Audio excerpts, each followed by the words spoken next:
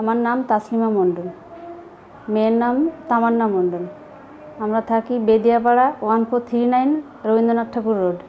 মেয়ের সমস্যা ছিল, মেয়ের প্রথম থেকে একটু শ্বাসকষ্ট ছিল, মানে বন্ড অবস্থায়। তাও তখন তো পল্লব চ্যাটার্জিকে দেখাতাম, তো ওনার ট্রিটমেন্টে কিছুদিন বেশ ভালোই ছিল, 3-4 বছর ভালো ছিল।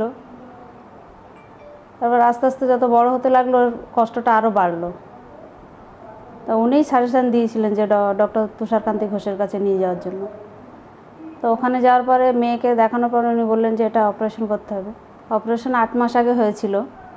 অপারেশন করার পরে এখন অনেকটাই বেটার, এখন সেই শ্বাসকষ্টটা নেই। ডক্টর তুষার কান্তি ঘোষের সার্ভিস আমাদের খুবই ভালো লেগেছে।